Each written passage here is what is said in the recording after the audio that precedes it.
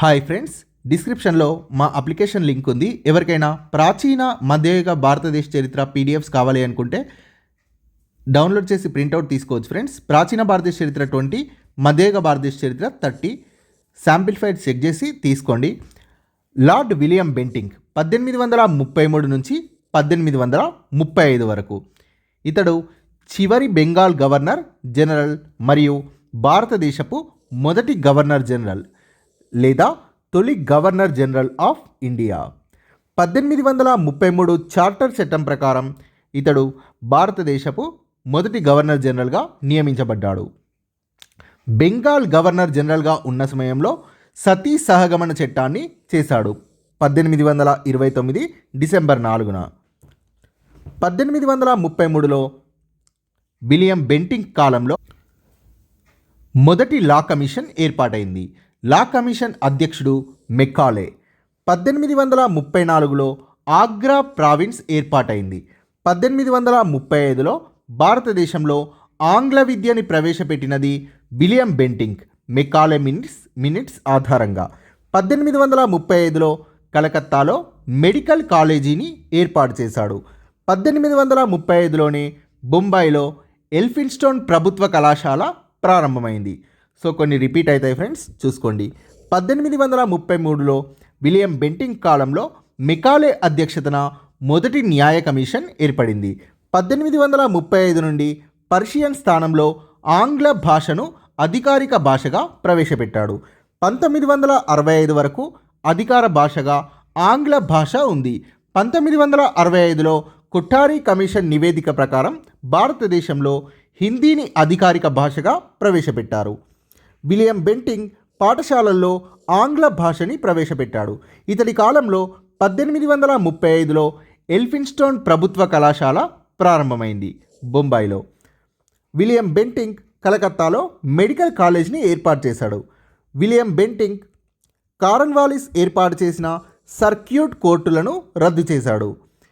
నేత కార్మికుల ఎముకలతో భారతదేశ మైదానాలు పాలిపోతున్నాయని వ్యాఖ్యానించి భారతీయుల అభిమానాన్ని పొందినది విలియం బెంటింగ్.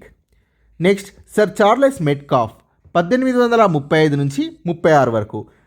ఒకే ఒక ఇంపార్టెంట్ పాయింట్, 1835లో పత్రికా ఆంక్షల తొలగింపు చట్టాన్ని చేశాడు. ఈ చట్టం భారతీయ పత్రికలపై విధించిన అనేక ఆంక్షలను రద్దు చేసింది. పత్రికలకు సంపూర్ణ స్వేచ్ఛనిచ్చి లిబరేటర్ ఆఫ్ ప్రెస్గా కీర్తించబడ్డాడు. అంటే భారతీయ పత్రికారంగ విముక్తి ప్రదాతగా కీర్తించబడింది చార్లెస్ మెట్కాఫ్. లార్డ్ ఆక్లాండ్ 1836 నుంచి 42 వరకు.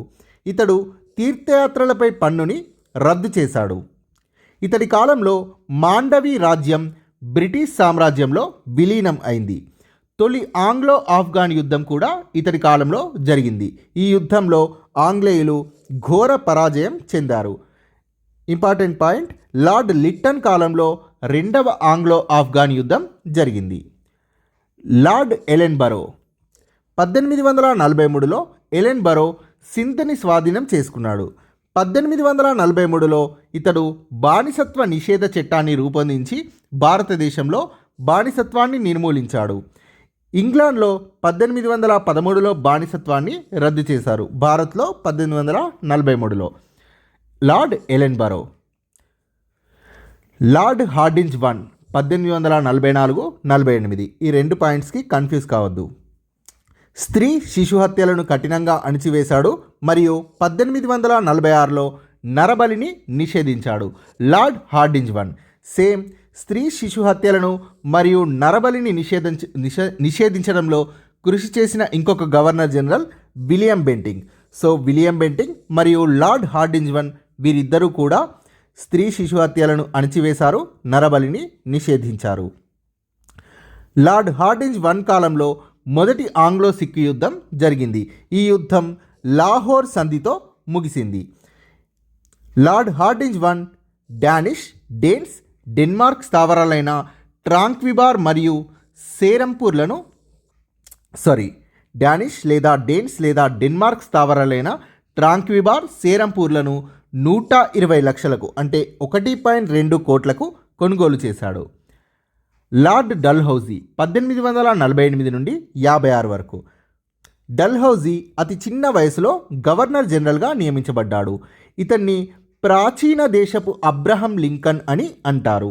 మేకర్ ఆఫ్ మోడర్న్ ఇండియా లేదా తెలుగులో ఆధునిక భారతదేశ పితామహుడు మరియు భారత రైల్వేల పితామహుడు అని డల్హౌజీని అంటారు. డల్హౌజీ 1848లో రాజ్య సంక్రమణ సిద్ధాంతాన్ని ప్రవేశపెట్టాడు. ఇంగ్లీష్లో డాక్ట్రిన్ ఆఫ్ ల్యాప్స్. అయితే ఈ సిద్ధాంతం కూడా, రాజ్య సంక్రమణ సిద్ధాంతం కూడా 1857 తిరుగుబాటుకు ఒక ముఖ్యమైన కారణం. రాజ్య సంక్రమణ సిద్ధాంతానికి మరొక పేరు దత్త స్వీకార పద్ధతి రద్దు. రాజ్య సంక్రమణ సిద్ధాంతంలో భాగంగా మొదటిసారి ఆక్రమించి బ్రిటిష్ సామ్రాజ్యంలో విలీనం చేసుకున్న భారతీయ రాజ్యం సతారా 1848లో. డల్హౌజీ కాలంలో రెండవ ఆంగ్లో సిక్కు యుద్ధం జరిగింది. ఈ యుద్ధంలో సిక్కులు పూర్తిగా ఓడిపోయారు. డల్హౌజీ పంజాబ్ని బ్రిటిష్ సామ్రాజ్యంలో విలీనం చేశాడు. డల్హౌజీ రెండవ బహదూర్ షా వారసులు ఎర్రకోటను వదిలి వెళ్లాలని 1849లో ప్రకటించాడు. డల్హౌజీ కాలంలో రెండవ బర్మా యుద్ధం జరిగింది. Lord Dalhousie same points repeat అవుతాయి. 1848-49 రెండవ ఆంగ్లో సిక్కు యుద్ధం, 1848 డాక్ట్రిన్ ఆఫ్ ల్యాప్స్ 1848 రాజ్య సంక్రమణ సిద్ధాంతం, 1849 సిక్కిం ఆక్రమణ, 1850 రాజభరణాలు మరియు బిరుదులు రద్దు. రాజభరణాలు అంటే పెన్షన్స్. 1850 క్యాస్ట్ డిసేబిలిటీ యాక్ట్ 1850 ఏర్పాటు. 1851 ఒరిస్సాలోని రూర్కీలో ఇంజనీరింగ్ కాలేజ్ ఏర్పాటు. 1852-53 రెండవ ఆంగ్లో బర్మా యుద్ధం జరిగింది. 1852లో ఎలక్ట్రిక్ టెలిగ్రాఫ్ లేదా తంతి తపాలా వ్యవస్థని ప్రవేశపెట్టాడు. మొదటి తపాలా బిల్లును కరాచీలో విడుదల చేశాడు. 1853లో భారతీయ రైల్వేలు ప్రారంభమయ్యాయి. బాంబే తాణేల మధ్య మొదటి రైల్వే లైన్ నిర్మించబడింది. మొదటి రైల్వే లైను 21 మైళ్ళు లేదా 34 కిలోమీటర్లు ఉంది. కలకత్తా నుంచి ఆగ్రా వరకు టెలిగ్రాఫ్ లైన్ వేయబడింది 1853లో. 1853లో వేసిన మొదటి టెలిగ్రాఫ్ లైన్ 800 మైళ్ళు లేదా 1300 కిలోమీటర్లు. 1854లో వుడ్స్ డిస్పాచ్ యాక్ట్ వచ్చింది. వుడ్స్ డిస్పాచ్ యాక్ట్ చేయబడింది చట్టం. 1854లో పోస్ట్ ఆఫీస్ యాక్ట్ చేయబడింది. 1854లో పబ్లిక్ వర్క్స్ డిపార్ట్మెంట్ లేదా ప్రజా పనుల శాఖ ఏర్పాటైంది. 1856 జూలై 26న వితంతు పునర్వివాహ చట్టం లేదా హిందూ విడోస్ రీమ్యారేజ్ యాక్ట్ ఏర్పాటు చేయబడింది. ఈ చట్టం రావడానికి కృషి చేసినది ఈశ్వరచంద్ర విద్యాసాగర్. ఈరోజు అమలైంది జూలై 26. సో రిపీట్ అవుతాయి ఫ్రెండ్స్. పబ్లిక్ వర్క్ డిపార్ట్మెంట్ రోడ్లు, వంతెనలు, సరిహద్దు రోడ్లు, ఫ్లైఓవర్లు, స్టేడియంలు మొదలైన ప్రభుత్వ రంగ పనులకు సంబంధించినవి. 1850లో రాజభరణాలు, బిరుదులను రద్దు చేశాడు. 1850లో గవర్నర్ జనరల్ కేంద్ర కార్యాలయాన్ని కలకత్తా నుండి సిమ్లాకు మార్చాడు. డల్హౌజీ కాలంలో 1853లో బాంబే మరియు థానేల మధ్య మొదటి రైల్వే లైన్ నిర్మించబడింది.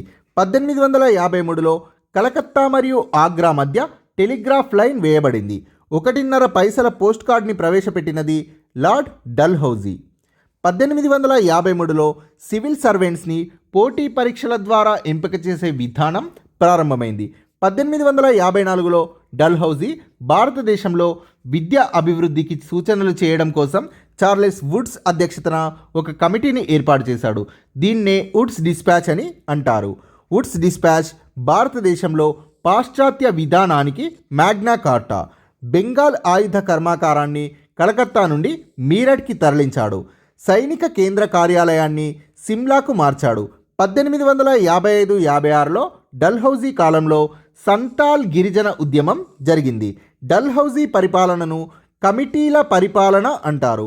లార్డ్ డల్హౌజీ అవలంబించిన విధానాలు 1857 తిరుగుబాటుకి కారణమయ్యాయి.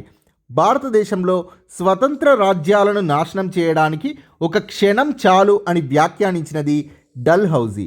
లార్డ్ కానింగ్ 1856 నుంచి 58 వరకు. భారతదేశపు చివరి గవర్నర్ జనరల్. వుడ్స్ కమిటీ నివేదిక ప్రకారం కానింగ్ కాలంలో 3 విశ్వవిద్యాలయాలను స్థాపించారు. 1857 జనవరిలో కలకత్తా విశ్వవిద్యాలయం, జూలైలో బొంబాయి విశ్వవిద్యాలయం, సెప్టెంబర్లో మద్రాస్ విశ్వవిద్యాలయం. ఈ యూనివర్సిటీస్ అన్నీ 1857లో స్థాపించబడ్డాయి.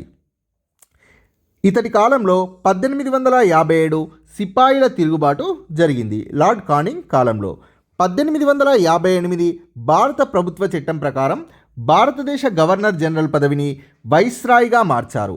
బ్రిటిష్ ఇండియాను పాలించేటప్పుడు గవర్నర్ జనరల్గా, స్వదేశీ సంస్థానాలతో వ్యవహరించేటప్పుడు వైస్రాయ్గా వ్యవహరిస్తారు. అంటే బ్రిటిష్ పాలిత ప్రాంతాల్లో వారితో మాట్లాడేటప్పుడు గవర్నర్ జనరల్గా వ్యవహరిస్తాడు. సంస్థానాల రాజులతో మాట్లాడేటప్పుడు ఇతడు వైస్రాయ్గా అంటే రాజప్రతినిధిగా వ్యవహరిస్తాడు. లార్డ్ కానింగ్ మొదటి వైస్రాయ్ కాబట్టి లార్డ్ కానింగ్ బ్రిటిష్ పాలిత ప్రాంతాల్లో ఏదైనా వ్యవహారాల గురించి చర్చించేటప్పుడు గవర్నర్ జనరల్గా, అలానే స్వదేశీ సంస్థానాలతో పాలకులతో వ్యవహరించేటప్పుడు రాజప్రతినిధిగా అంటే వైస్రాయ్గా వ్యవహరిస్తాడు. నెక్స్ట్ వైస్రాయ్ల గురించి చెప్పుకుందాం. Thank you.